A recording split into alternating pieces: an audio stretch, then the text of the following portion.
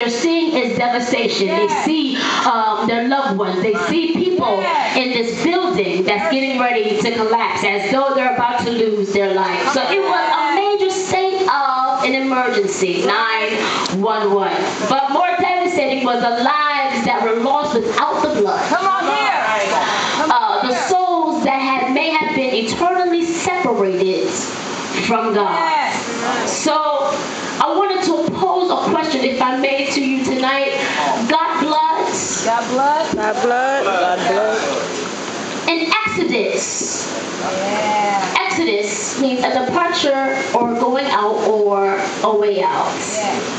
Moses, who was the writer of the Pentateuch. The Pentateuch is the first 5 books in the Bible: Genesis, Exodus, Leviticus, Numbers, and Deuteronomy. I can imagine Moses with a rod and pen in his hand, writing Genesis.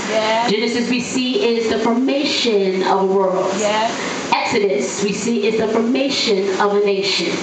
Leviticus is the formation of a priesthood. Numbers is the multiplicity of the nation. And Deuteronomy is the constitution or law of the nation. God had formed Israel for himself. And for hundreds of years, Israel had been under the suppression, depression, and oppression of Pharaoh. Their spirits were broken. Their health was ruined. Their days were cut short. But how many can testify that you can suffer for a while, but God will see you through?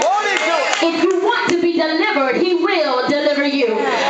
Psalmist David put it this way: not only will he deliver you from around your enemies, but he will deliver you right in the midst of your enemies. But not only will he stop there, but he will deliver you. He will prepare a table before you in the presence of your haters.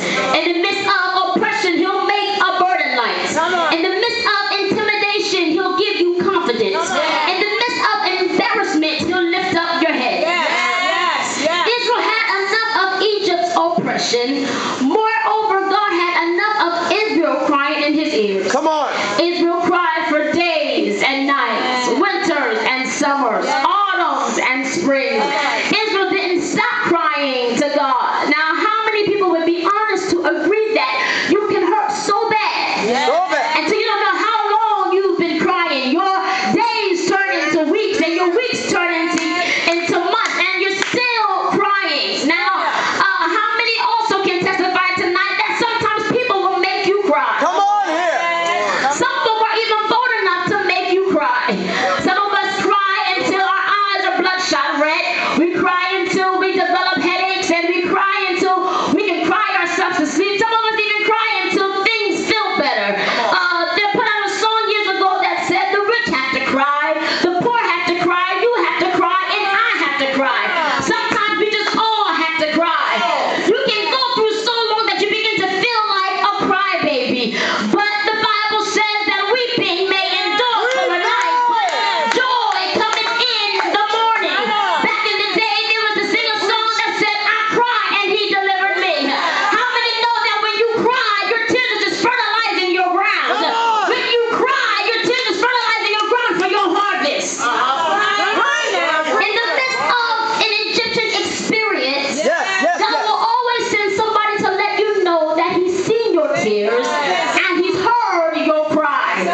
In Exodus, he communicated with Moses from a burning bush, but the bush was not consumed. He said, Moses, tell my people, I've seen their affliction and I've heard their cry.